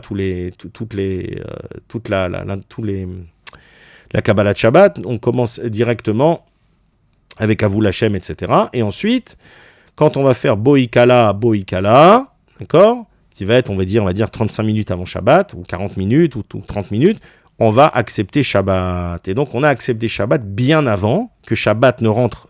Donc, c'est nous qui avons fait rentrer Shabbat, c'est pas Shabbat qui est rentré. Et c'est une grande différence. C'est un grand tikkun dans les Olamot, et c'est une grande joie une grande simcha. Puisqu'en fait, la Shrina, elle est Begaluta, elle est en galoute, et donc on la sort de la galoute avant le temps. Donc c'est un cadeau qu'on fait à la Shrina, Baruch Hashem. C'est le minimum qu'on doit à Kadosh Baruch Hu, et donc on va rentrer la Kedusha du Shabbat dans le ciel avant le temps, et on peut le faire. Et donc quand on va dire Boikala, on va accepter maintenant, avoir la Kavanah de recevoir maintenant le Nefesh Yetera, le premier niveau. Rappelez-vous, le premier niveau qu'on a commencé à préparer pendant la semaine, avec le Chok Israël. Donc celui-là, on va le recevoir maintenant quand on dit Boikala, Shabbat Malketa. Voilà. Alors après, on va aller rejoindre on va rejoindre la synagogue. Et en général, eux, ils vont commencer, on va dire environ 20 minutes après la tombée de la nuit, 20 minutes après la Shkia, après la Shkia. Donc après le coucher du soleil. Et donc là, maintenant, on va les rejoindre, et eux, ils vont commencer, et ils vont faire le Kaddish, où on doit rester debout, et le Barechou, où on est debout. Et dans ce Barechou, maintenant, on a la Kavana de recevoir le Rouar. Donc le deuxième niveau, le Rouar, on va le recevoir à ce niveau-là. Mais nous, on s'est préparé. C'est-à-dire qu'on a de grandes chances, Baruch Hashem, de recevoir cela. Alors que les gens qui ne sont pas préparés, alors ceux qui n'ont pas été au mikvé, c'est sûr qu'ils ne vont pas le recevoir. Ceux qui ne sont pas préparés pendant la semaine, ça je ne sais pas. Mais en tout cas, ceux qui n'ont pas été au mikvé, ceux qui n'ont pas fait les Shnei Mikra, et ceux qui sont en idouille parce qu'ils n'ont pas été, ils avaient des etc. C'est très compliqué. Donc on essaye de mettre toutes les chances de son côté pour recevoir les chances entre guillemets pour recevoir la neshama etc. Et ensuite on va avoir la neshama etc. elle-même. Fros alen sukat shelomecha. Vous le savez que dans le Hashkivenu, et donc on se lève à Hashkivenu dès qu'Hashkivenu pour pouvoir recevoir. Quand on dit quand le Chazan il dit au Fros Alenu Soukat, le problème c'est que souvent ils le disent vite, mais il faut avoir la Kavana, c'est marqué dans vos Sidurim, de recevoir la Neshama Yetera. Et voilà, on a reçu Nefesh Ruach Neshama maintenant du vendredi soir, donc de l'El Shabbat, puisque Shabbat c'est Shamor Vezachor. Là ça va être Shamor. Ça va être la partie, on va dire, qui est liée à la Shechina, d'accord, Boikala, à la Shechina du vendredi soir. Et donc là maintenant on a reçu, première chose, voilà, on a déjà évité. Cette terrible habitude de prier mincha collé comme ça, comme on prie en semaine et qui est catastrophique. Maintenant, sachez que le lendemain matin, oui, alors chaque Seouda, il faut avoir à la Kavana dans vos Sidurim, que chaque Seouda elle protège, il y a un Lechem Yehoud qu'on fait avant le Motzi pour chaque Seouda, donc celle du vendredi soir, du Shabbat matin et du Shabbat soir. Et du Shabbat midi, de la Seuda Shlishit. Donc il y a un Lechem Yehoud qu'il faut faire. Et chacun protège un du Gehinam, un de Chevle Mashiach et l'autre de Gog ou Magog. Donc sachez que si vous manquez une des 3 Seudot avec le pain, vous ratez les 3. Et donc vous n'avez pas fait votre mission. Sachez que les repas de Shabbat, c'est un tikkun, c'est une réparation de la Achila. Achila, c'est des choses dans le ciel. Et c'est par rapport à la faute d'Adam Arishon.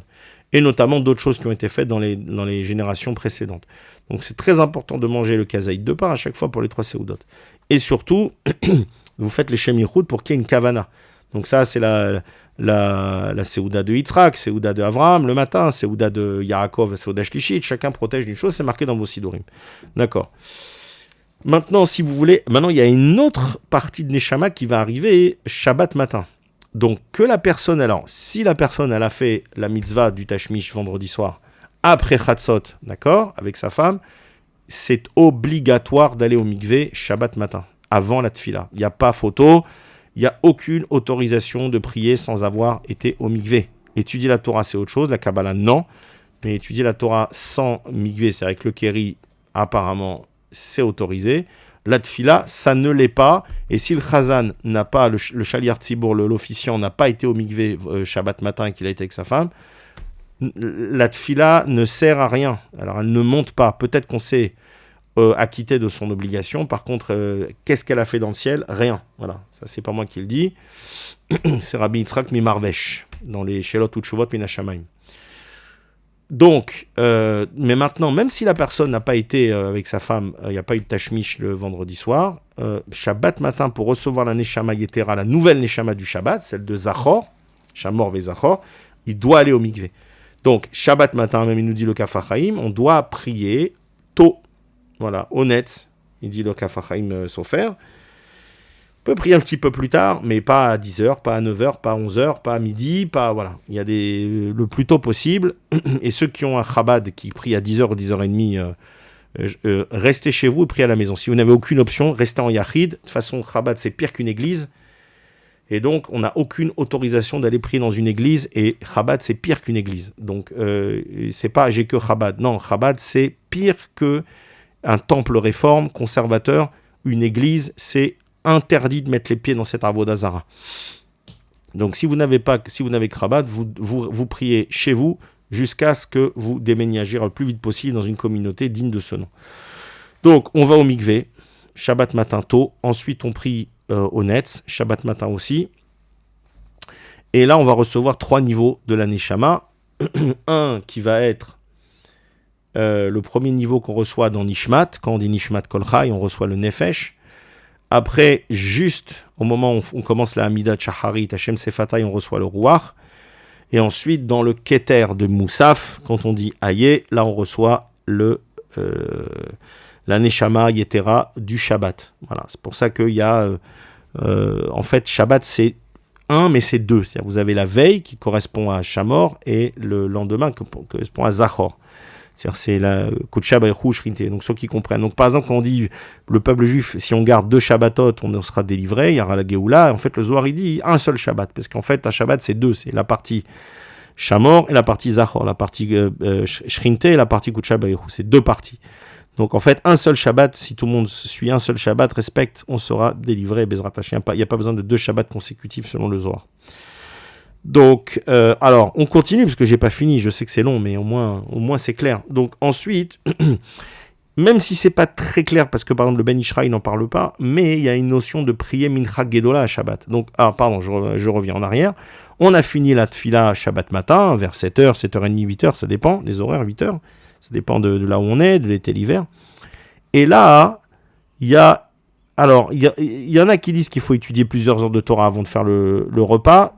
C'est pas dans ma compréhension de la manière dont le Shabbat a été fait. Je dis pas que c'est Chas v'Shalom qu'ils ont tort, je suis rien. Mais d'abord, il y a une notion d'être zélé dans la mitzvah et le faire, la Seouda, la deuxième, donc celle du matin, il faut la faire à mon sens le plus vite possible. D'accord ? D'abord pour être parmi les premiers à faire cette mitzvah, il y a un kiddush, on met Kadesh le jour du Shabbat. D'ailleurs, vous verrez qu'on dit 10 fois Mekadesh à Shabbat dans la Tfila. Vous pouvez compter. Il y a 10 fois en tout Mekadesh à Shabbat, entre la Haftara, entre la répétition de la Mida à vendredi soir, etc. Il y a 10 fois Mekadesh à Shabbat, c'est pas pour rien que c'est 10.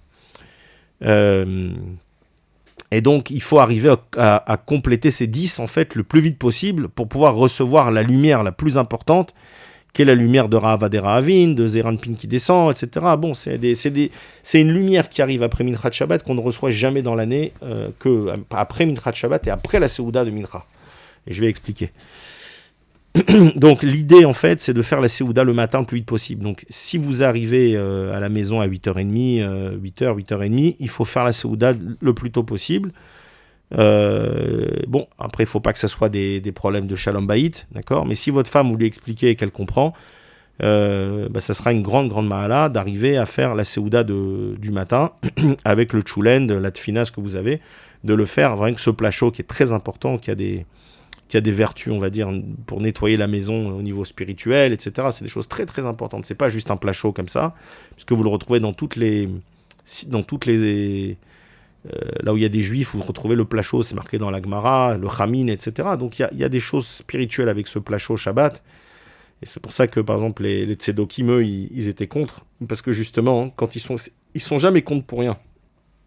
Parce que ce que réalise en fait ce plat chaud dont l'odeur va aller parfumer la maison, c'est que ça nettoie la maison de toutes les clipotes en fait pendant parce que ça pendant la cuisson, et c'est parce que justement même Rashi il dit cholan, il dit même en français c'est marqué cholan, ça vient le mot tchoulend, parce que cette cuisson elle est tellement longue qu'en fait la nourriture elle est complètement théora, il y a tout ce qui peut avoir d'impureté spirituelle dans la nourriture qui est partie.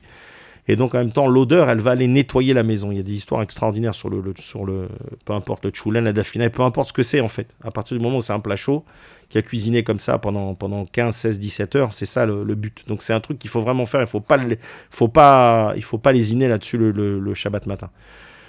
Donc, quand vous avez fait votre plat chaud, vous avez fait votre seouda avec le pain, etc., birkat, là, maintenant, vous avez complété, si je dis pas de bêtises, vous avez complété 8 Mekadesh à Shabbat. Et sachez qu'en fait, à chaque fois qu'on fait une seouda, un repas, c'est toujours lié à une tfila. C'est pour ça qu'en fait, il faut que la tfila, elle soit avec la seouda. C'est-à-dire, vous ne pouvez pas avoir, par exemple, vous allez à la tfila vendredi soir, même la halakha, c'est qu'on doit rentrer rapidement pour aller faire la seouda de vendredi soir. On peut pas, c'est marqué dans la halakha qu'il ne faut pas justement perdre son temps, etc., et discuter et tout. Pourquoi ? Parce que les deux choses sont liées. Il y a une partie qui est dans l'intériorité d'un monde, de réparer l'extériorité. Donc tout ce qui est physique, c'est l'extériorité. Tout ce qui est prière, c'est l'intériorité. Donc la tfila, elle va réparer l'intériorité. Et ensuite, la seouda qui va avec, le repas, va réparer l'extériorité. C'est pour ça que chaque chose est liée. Vous voyez, donc vendredi soir, il y a la tfila, et juste après la seouda. Shabbat matin, pareil. On prie au netz, et ensuite, juste après, on mange, pour justement faire l'intériorité et l'extériorité du olam, des sphirotes qu'on va réparer. C'est très important. Et donc maintenant, vous avez fini votre repas, vos chants, etc., vers, je sais pas, 9h, 9h30, etc. Et maintenant, vous pouvez aller faire justement, prenez un livre de Torah, étudiez, et si vous vous endormez, c'est extraordinaire. Même avant de dormir, dites les Shem Yachud Kutsha Be'echu Shrinte, et dites à Kadosh Baruch Hu, envoie-moi dans une bonne yeshiva que j'apprenne. Et là maintenant, c'est un endroit, c'est un moment où les tzadikim en haut, ils veulent descendre dans le corps pour profiter de cette... parce que la matérialité du Shabbat, c'est une matérialité dans la sainteté. Donc, c'est une matérialité qui est non seulement autorisée, mais qui est appréciée par les tzadikim. Donc, vous pouvez avoir un tzadik qui descend dans votre corps quand vous montez étudier dans une yeshiva en haut, et lui va descendre, profiter de votre tfina, de votre tchoulend, etc. Et c'est vraiment comme ça. Si votre corps, il est pur, si vous avez été au mikvé, etc. Donc, c'est extraordinaire. Donc, avant de vous endormir, quand vous étudiez, vous demandez à Dieu de vous envoyer dans la yeshiva. Vous pouvez demander, je ne sais pas si ça va être fait, mais vous pouvez demander. Je vais étudier avec Rabbi Shimon, je vais étudier avec le Harei Kadosh, je vais étudier avec le Gaon de Vilna, je vais étudier avec le Ramchal, je vais étudier avec Rabbi Yoshua ben Levi, peu importe. Vous demandez et Bezrat Hashem. Voilà. Ensuite, l'étape d'après, c'est Mincha Gdola, donc Shabbat. Mais encore une fois, même si ce n'est pas très clair avec par exemple, le Ben Ishraï, mais il y a une notion qu'on comprend kabbalistiquement, qui est reprise par d'autres Mekoubalim. Il faut prier Mincha Gdola comme on a fait vendredi. Donc, en général, ça va être une demi-heure après le Chatzot Yom. Donc, là, on va essayer de prier Mincha Gdola pour plein de raisons. Puisque Mincha Shabbat, on va cumuler, c'est le point culminant, c'est le moment le plus important. Et là, on va monter très haut dans les séphirotes, et là il y a ce qu'on appelle Rahava des Rahavin, c'est la volonté de toutes les volontés. On est dans un endroit où il n'y a pas de jugement du tout, et tout ce qu'on peut demander est reçu, même si normalement selon l'Alakha on ne peut pas prier Shabbat, mais en fait je vous dis, si vous voulez prier Shabbat, apparemment vous pouvez, dans la mesure où ça vous rend pas triste, vous ne vous mettez pas à pleurer, etc. Mais si vous voulez prier pour le Mashiach, pour la Géoula, pour vos enfants, mais sans être triste, c'est un moment extraordinaire de prier à Mincha de Shabbat, surtout quand le Echal il est ouvert, quand le Sefer Torah il est ouvert, et c'est un grand moment où les tfilotes elles sont acceptées, il n'y a pas de prosécuteur, il n'y a pas de procureur derrière qui va vous accuser, donc c'est un grand moment pour que les choses passent.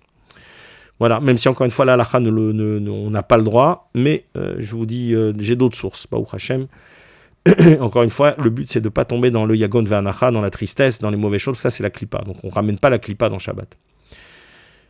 Donc on prie plus tôt, voilà, on prie Mincha Gedola, donc ça va dépendre, midi et demi, 1h30, 2h, ça dépend des horaires là où vous êtes. Et il y a même une notion de mettre son talit. Avant Va'anit et Filati, on met le talit, sauf si vous êtes le seul et que vous n'êtes pas très très religieux, enfin pas encore, ça peut poser un problème, mais bon, il y a une notion de mettre son talit à ce moment-là, parce que c'est un moment d'élévation très élevé.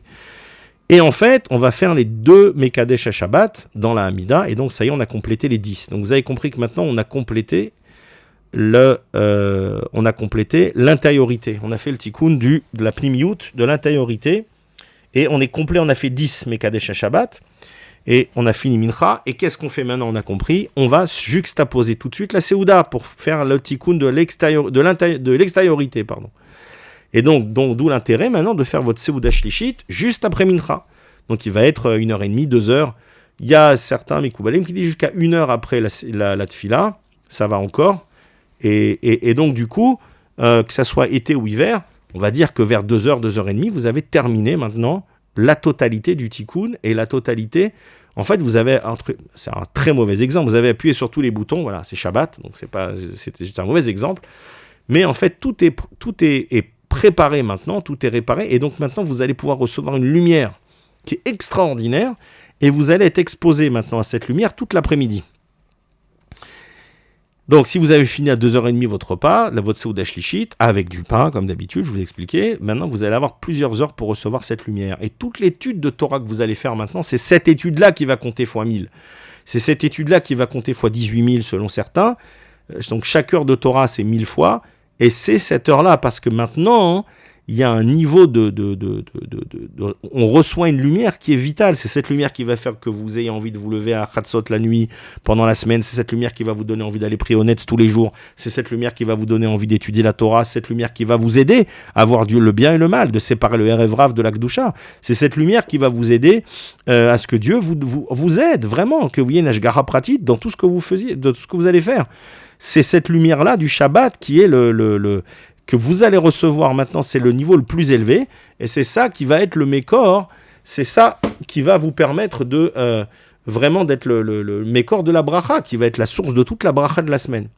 Plus que, évidemment, vendredi soir, etc. Mais c'est vraiment à ce moment-là, c'est le niveau le plus élevé, on monte à un niveau très très très haut, vous verrez dans les Shemichut, ça c'est Tikkenus Data, ça c'est de Ariranpin, Zeiranpin, ceux qui comprennent, il y a des niveaux très élevés. Mais là, c'est le niveau le plus élevé, et cette lumière, elle est extraordinaire. Donc, pourquoi je vous dis ça ? Parce que, malheureusement, encore une fois, comme vous comprenez qu'on fait toujours les choses à l'envers, et que c'est pas pour rien, c'est pas que par ignorance, c'est parce que les forces du mal, elles font que les gens autour de nous, les rabbinim, etc., ils nous font faire les mauvais choix. Et donc, qu'est-ce que font la majorité des gens ? Ils vont faire la Seouda Shlishit une demi-heure, 3/4 d'heure avant le coucher du soleil. Pardon, ils vont faire Mincha, allez, une heure, une demi-heure, 3/4 d'heure avant, on va dire une heure, avant le coucher du soleil, donc avant la fin avant la Shkia. Faire une Seouda Shlishit bâclée, souvent à la synagogue et sans pain, avec des fruits et des gâteaux, alors que c'est pas du tout ce qu'il faut faire. Il faut du pain. Voilà, qu'il n'y ait rien d'autre avec, c'est pas grave. Vous avez fait votre kazaïd de pain, c'est bon, ça y est. Vous d'accord ? Et donc, ce qui se passe, c'est que quand on a prié, allez, une heure avant la Shkia, samedi soir, donc samedi après-midi, Shabbat après-midi, et que on a fait une demi-heure de mincha, ensuite on a fait la Seouda Shlishit en 1/4 d'heure, 20 minutes, d'accord ? Donc, vous avez compris qu'une fois que vous avez fait Birkat Amazon, c'est là que vous avez tout complété. C'est là que vous êtes maintenant exposé à cette lumière.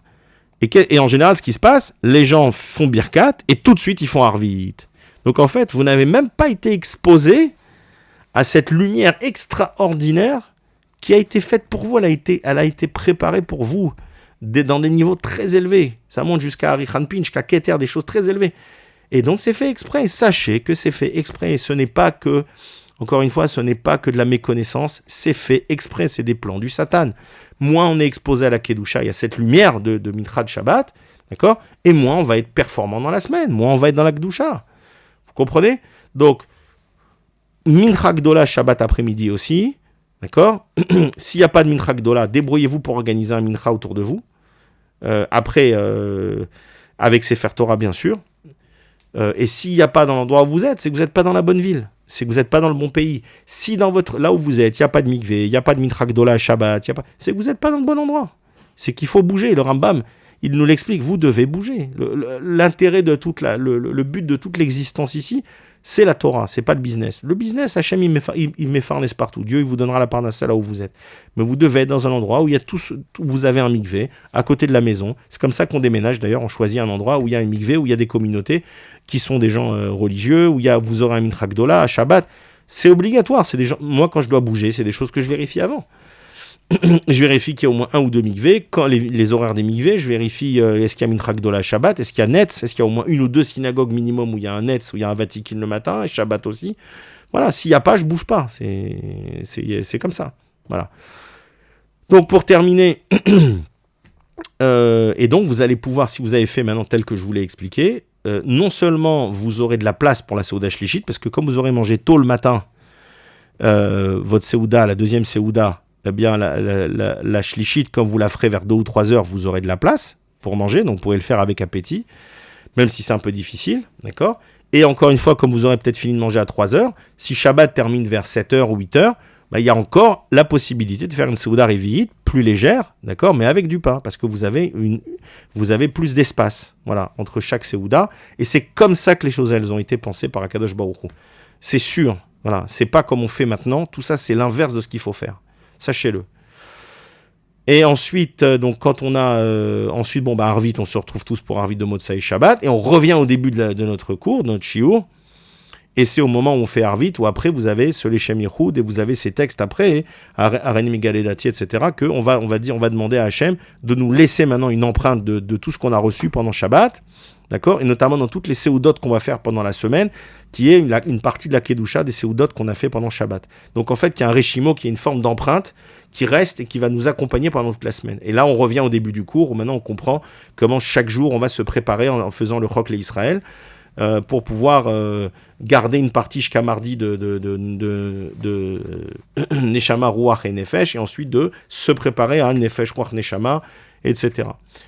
Voilà, je crois que j'ai été très long, je pense que j'ai probablement oublié des choses, mais au moins ça vous donne déjà, Bezrat Hashem, un schéma qui est, à mon avis, beaucoup plus proche de ce qu'on attend de nous dans le ciel que ce qu'on fait aujourd'hui dans le Shabbat.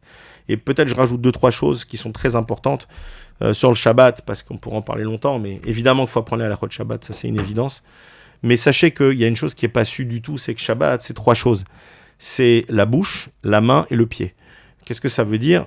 Ça veut dire que les interdictions du Shabbat, en fait, dès qu'on enfreint Shabbat, la clipa, les forces du mal qu'on a enfermées, qui ne peuvent pas sortir, elles peuvent revenir. Et vous savez, c'est un peu comme dans un zoo, il y a des zoos où il n'y a pas de barrière, et en fait, il y a une espèce de fossé de terre entre les animaux et le public. Et en fait, les animaux ne peuvent pas traverser le fossé parce que c'est un peu comme vous savez, comme dans les châteaux forts, là, il y avait des espèces de fossés là d'eau, et en fait, ils ne peuvent pas traverser. Donc, sachez que quand Shabbat arrive, il y a un fossé qui est créé, il y a une montée des mondes, etc. Il y a les hors-la-mode qui montent. Et bref, et c'est le sod du Troum de Shabbat, des fameux 1 km, on ne peut pas sortir de la ville quand il y a plus de maisons, environ. Et en fait, le but, c'est de ne pas ramener les forces du mal dans la sainteté. Donc toutes les halachot de Shabbat, toutes les lois du Shabbat, justement, c'est parce que pour un tas de gens, ça peut paraître ridicule et idiot, parce qu'en fait, c'est eux qui sont idiots, qui n'ont jamais étudié les choses en profondeur. Mais en fait, chacune de ces actions représente ce sont des actions qu'on fait pendant la semaine qui, en fait, peuvent ramener les forces du mal dans la sainteté. D'ailleurs, c'est Tal Mlachot, 39, et Tal, c'est la tête, et c'est Tal. Tal, c'est la rosée de la résurrection des morts. Donc, tous ceux qui n'ont pas fait Shabbat, il n'y aura pas de résurrection des morts pour eux, malheureusement, s'ils n'ont pas fait Teshuvah. C'est le même mot, Tal, la tête, 39, et Tal. Donc, pourquoi je vous dis ça ? Oui, donc c'est 3 choses, Shabbat. C'est la bouche, c'est la main et le pied. Donc, la bouche, ça veut dire qu'en fait, toutes les paroles qui n'ont pas de rapport avec ou Shabbat, ou la Torah ou les mitzvot, ou etc., toutes les paroles laïques, c'est un chilul Shabbat, c'est une transgression du Shabbat. À tel point qu'il y a un passage dans le Zohar où Rabbi Shimon dit à sa mère, avec tout le respect qu'on doit à nos parents, maman, tu as des paroles de chol, de laïque pendant Shabbat, c'est un chilul Shabbat, alors que c'est même pas évident de faire des reproches à ses parents. Mais là, c'est tellement grave, bon, et puis c'est Rabbi Shimon. Mais donc, dire des paroles, donc en fait, le couscous entre copains vendredi soir où on s'invite, tout le monde prend la voiture, déjà, c'est plus un Shabbat déjà, c'est un chilul Shabbat, c'est un karet, c'est une exécution pour tout le monde. Dieu nous en préserve. Ceux qui n'ont pas fait de chouva, ça peut se transformer en accident de voiture, c'est ce qu'il a. Le chilul Shabbat, c'est en général, c'est ce qu'il a. Si Dieu nous en préserve, vous connaissez des gens qui sont morts dans un accident de voiture, c'est à cause du transgression de Shabbat. Après, il y en a qui meurent, il y en a qui meurent pas, ça c'est les comptes du ciel. Mais la peine pour ça, c'est ce qu'il a. Voilà, donc c'est transgresser Shabbat. Ceux qui continuent à transgresser, Dieu nous en préserve, ne vous étonnez pas le jour où voilà, j'en dirai pas plus. Mais même des gens religieux, parce que malheureusement, moi j'ai vu ça, alors, je mange plus chez personne depuis longtemps, mais j'ai vu ça chez des gens, le rabbin de la communauté, si vous pouvez imaginer, et le type parle de baseball et de basketball pendant 1h30 Shabbat, et évidemment on ne peut pas dire un mot parce qu'il prend la parole, il monopolise la parole, le type parle de basketball. C'est-à-dire, en fait, 1h30, ça ne change pas grand-chose. À partir de les premières 10 secondes, c'est déjà un chilul Shabbat. Et il a beau avoir étudié avec le Gadol Hador, ça me fait ni chaud ni froid. Et c'est le genre de Shabbat où, voilà. Donc maintenant, c'est un gros problème d'inviter des gens, même religieux, parce que la plupart ne savent pas. Donc parler de choses de chol pendant Shabbat, c'est un chilul Shabbat, clair, net et précis. Même si la halakha, c'est un peu plus minoré, etc. Mais sachez que sur la Kabbalah, c'est un chilul Shabbat. Voilà. Shabbat, on ne parle que de Torah, que de mitzvot, que de choses qui ont rapport avec la Kedusha, avec Shabbat, avec la Torah, etc. Rien d'autre. Rien d'autre. Donc ça, c'est la bouche, P. Ensuite, la main. La main, c'est toutes les actions, les 39 actions qui sont interdites, qui sont réalisées à partir de la main. Donc tout ça c'est interdit, et donc à partir du moment où on transgresse, on ramène la klipa, les forces du mal dans la Kedusha, et donc c'est un Chilul Shabbat. Et pour terminer, le pied, c'est-à-dire l'histoire du troum de Shabbat, c'est-à-dire qu'en fait, comme je vous l'ai dit, on ne peut pas sortir de la ville, Shabbat, avant c'était 6000 à l'époque du Beth Amikdash, environ 3 km, aujourd'hui c'est moins parce que on est tombé plus bas dans les forces de la Klippa, donc maintenant aujourd'hui c'est 2000, ça fait un peu moins d'un kilomètre, donc après la dernière maison. Donc ce qui se passe c'est qu'en fait si on dépasse cela, c'est le domaine des forces du mal, il n'y a plus de sainteté, et donc on perd sa Neshama Yetera. Donc sachez qu'en fait, chaque Chilul Shabbat, chaque transgression du Shabbat, Dieu nous en préserve, en fait, elle fait perdre la Neshama Yetera, tout ce dont on a parlé depuis le début, c'est-à-dire toutes ces choses-là qui sont un avant-goût du Olam Haba, la personne le perd. Voilà. Et notamment pour les 2 premières, c'est-à-dire tout ce qui est bouche et main, donc les propos interdits pendant Shabbat, les propos de Chol et les interdictions, les 39 interdictions, ça on perd la Neshama Yetera, et on perd aussi la protection de la Shrina, de la présence divine. Donc quelqu'un qui, Dieu nous en préserve, qui s'est fait, par exemple, Dieu nous en préserve, a assassiné un Shabbat, etc., c'est qu'il n'avait plus de Neshama Yetera, et il n'avait pas la Shrina avec lui. Donc ça veut dire qu'en fait, il ne respectait pas Shabbat, ou alors il n'est pas juif, ou alors c'est un apikoros, peu importe, mais il n'est pas dans les conditions normales d'observance du Shabbat. Et pour la troisième, pour le troum, celui qui sort du troum de Shabbat, donc qui dépasse, on va dire, ce kilomètre, un peu moins, alors celui-là, il va perdre sa Neshama Yetera, mais il aura toujours la protection de la Shechina, et même pour ça, il n'y a pas de peine vraiment sur la Torah, mais c'est quand même assez grave. Donc voilà, je vous ai donné quelques éléments pour respecter le Shabbat. Le Shabbat, ça se prépare, et sachez que même inviter des gens à Shabbat, c'est pas simple. Évidemment, on n'invite pas des gens... Shabbat, c'est pas une démonstration, c'est pas un social club. On n'est pas là pour retourner une invitation à Shabbat. C'est pas du tout malheureusement, c'est vécu comme ça. Shabbat, c'est un moment de sainteté. Donc, si vous avez des gens qui ne vont pas respecter Shabbat comme vous le respectez, ne les invitez pas. Vous vous rendez pas service ni à eux ni à vous. Alors évidemment, s'ils vont être Mechalel Shabbat, il y a des halachot. S'ils vont prendre la voiture, c'est une évidence, d'accord. Mais en plus, si c'est des gens qui ne savent pas parler autre chose que de Torah, vous allez être en Chilul Shabbat. Donc si vous invitez de la famille et qu'ils vont vous parler de n'importe quoi, même s'ils prennent pas le téléphone, même s'ils sont religieux, entre guillemets, Shomer Shabbat, s'ils commencent à parler de Chol à la table de Shabbat ou pendant Shabbat, vous êtes en Chilul Shabbat, sachez-le. Donc je sais qu'il y a des rabbins qui vont dire le contraire, je m'en fiche complètement parce que c'est pas ce que nous dit le Zohar. Voilà, donc ce qu'ils peuvent me raconter, ça m'intéresse pas. C'est ce qu'est le Zohar Kadosh, c'est le Emet, c'est le Derech HaEmet. Donc sachez qu'une des conditions, par exemple, d'inviter des gens chez vous, je parle évidemment de gens qui vont respecter Shabbat, d'accord, s'ils dorment chez vous ou si c'est des voisins, etc., c'est de se mettre d'accord avec eux que pendant Shabbat, il n'y aura aucune discussion autre que de Torah à table, etc. Et sinon, voilà, ça doit faire partie des conditions. Si elles ne sont pas acceptées ou remplies, à ce moment-là, je vous recommande de ne pas le faire. De toute manière, Shabbat, ce n'est pas un moment de social, parce que sachez que chaque minute Shabbat, c'est un trésor. Donc c'est pas un moment d'aller partager, d'aller raconter. Parce qu'on va aller voir des voisins, ou des amis ou de la famille, on va obligatoirement parler de tata machin et de tonton intel et de trucs. Donc de toute manière, on va s'écarter. Donc Shabbat, c'est pas le moment d'aller faire du social, c'est pas le moment d'aller faire des relations sociales. Shabbat, c'est un trésor, c'est de la Torah. Chaque minute de Torah Shabbat, c'est des joyaux qui sont mis de côté pour le monde futur. Donc Shabbat, c'est une course en fait. Même pendant Shabbat, c'est une course.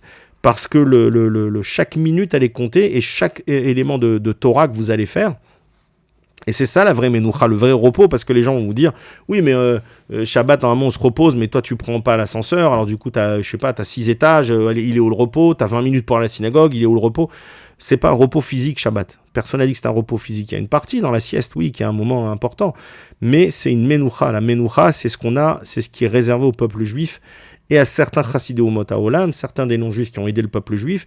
Après ce monde-là, il y a ce qu'on appelle une menoucha, le repos, mais ça n'a rien à voir avec le repos physique qu'on peut imaginer.